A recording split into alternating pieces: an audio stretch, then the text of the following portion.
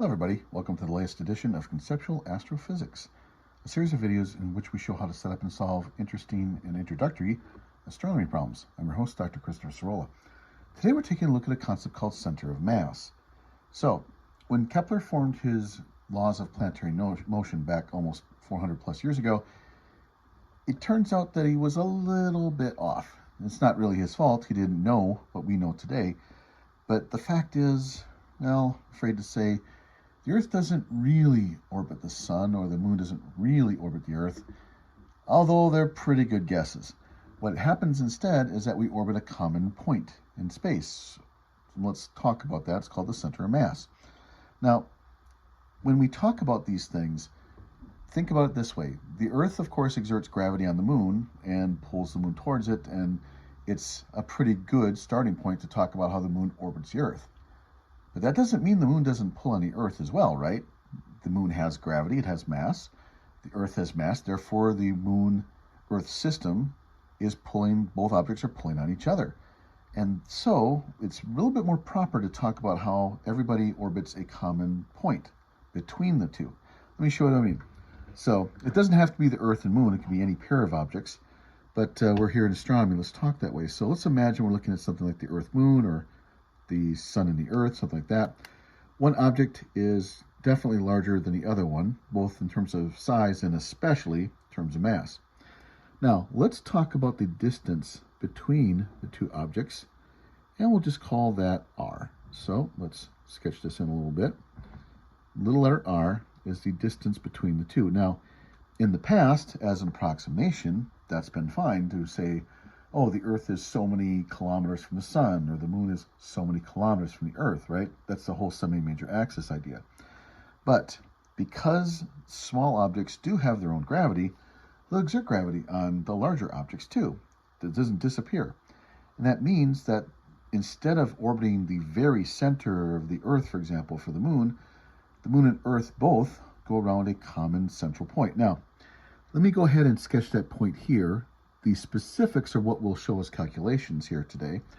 But let's imagine that this distance here, we'll call it R1, R1 standing for the distance from the bigger object. And then this distance over to here, we'll call R2, like that. Now, notice that R1 plus R2 equals R, right? That's the whole point. So the point is directly between two objects.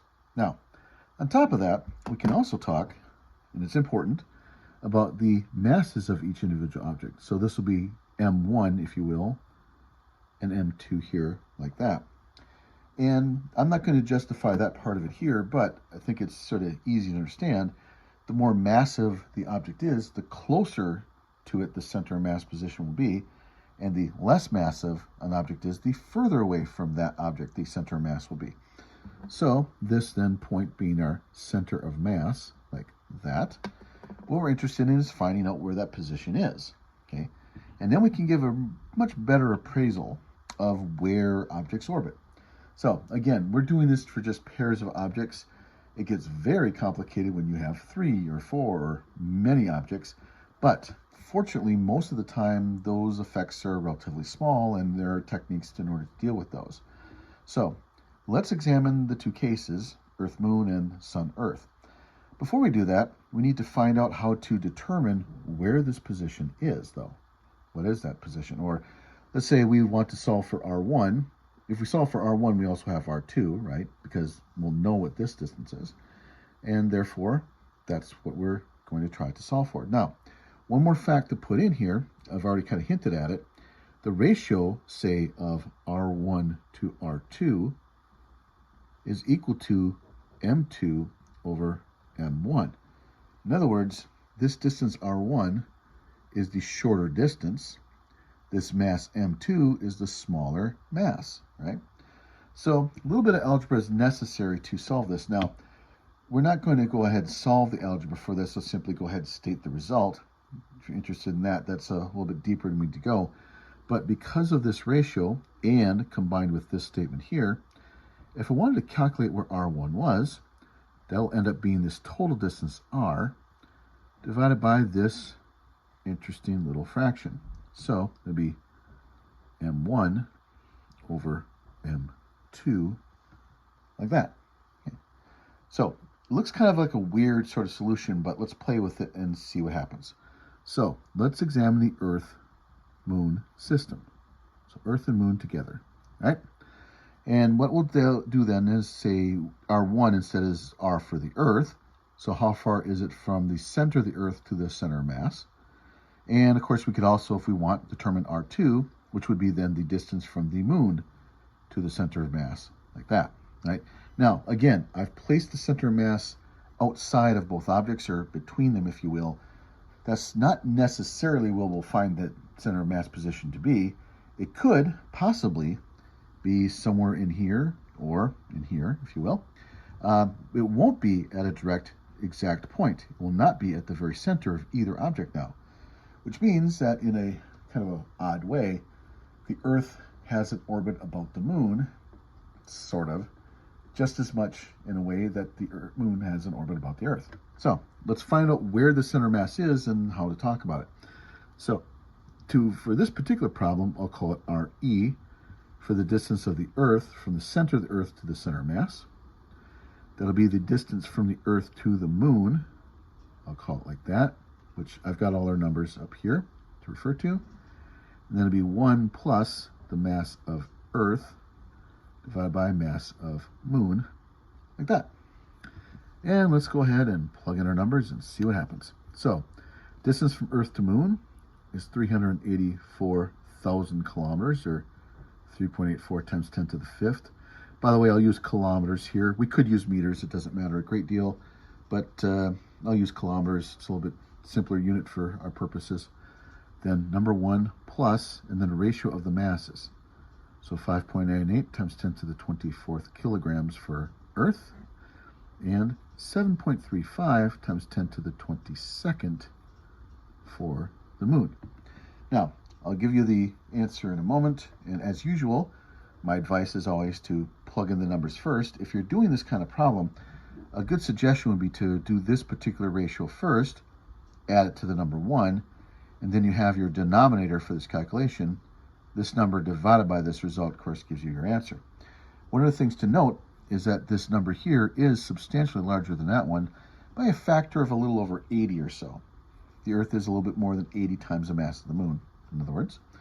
And when we do this particular result, we get an answer of some 4,670 kilometers. Okay, so the Earth and Moon distance is this number here, right? So 384,000 kilometers, and it's this number of kilometers to get there. So it's substantially closer to the Earth then than it is to the Moon. As a way of comparison, the radius of the Earth is this number of kilometers.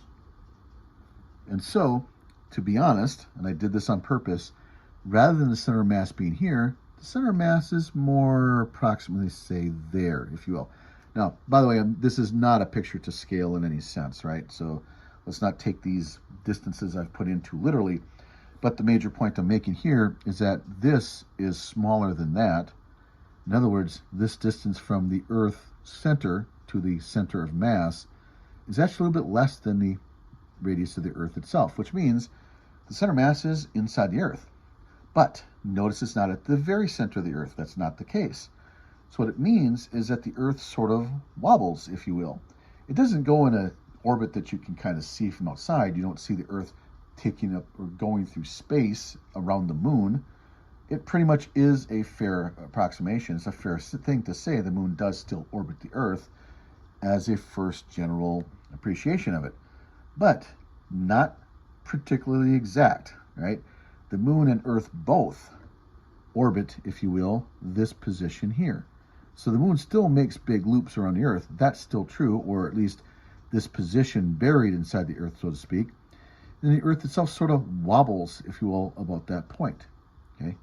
And that takes, by the way, it takes just as much time for the Earth to wobble as it does for the Moon to go around us. In other words, a full almost month worth of time, right? The Moon takes close to a month, hence the name, to orbit the Earth, and the Earth takes close to the same amount of time, actually close to a month, to make this little wobbly motion.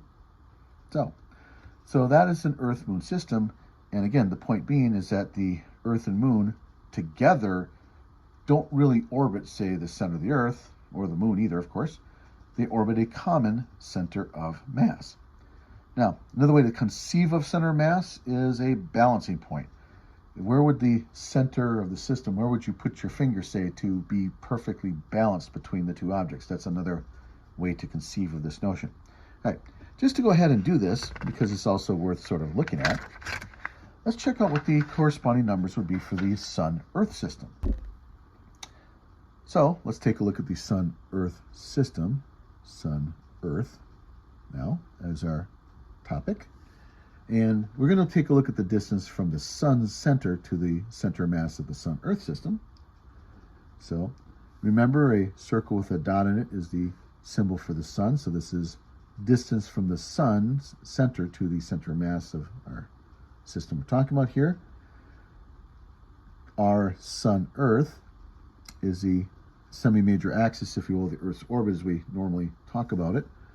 All right, or the distance we usually would look up when we actually ask what is the distance from the Earth to the Sun. And then it's divided by this ratio here.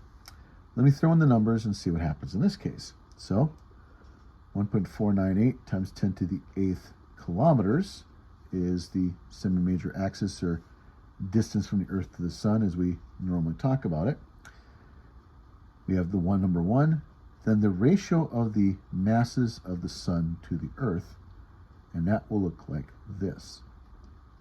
Now, the Sun compared to the Earth, I think you can immediately see, is literally hundreds of thousands of times larger than the Earth is. So this would be an even more extreme result.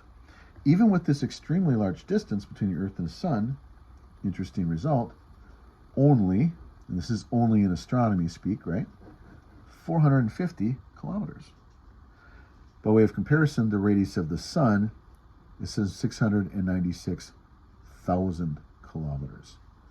So the Earth-Sun center of mass is buried very deep inside the Sun.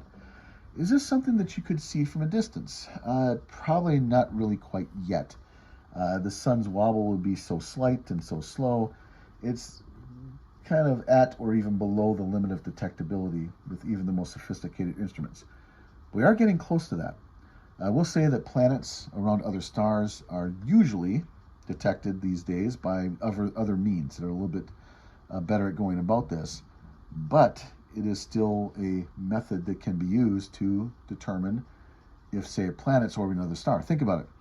If you have a planet orbiting a star, its gravity affects the planet, just like the planet is affected by the star, except, of course, the planet is very tiny compared to the star, and so the effect of the star won't be much. But it won't be zero either. There will be a little wobble for the star, just like there is the wobble for the Earth-Moon system, for the Earth, and so on. And so, in theory at least, that wobble is a detectable motion. It won't be much, but it does exist, and this is a method by which astronomers not only can talk about how planets and stars and moons behave in our solar system, but also search for them in other places. And I'll leave it there. All right, everybody, thank you for your attention. This has been Conceptual Astrophysics with Dr. Sorolla, and clear skies.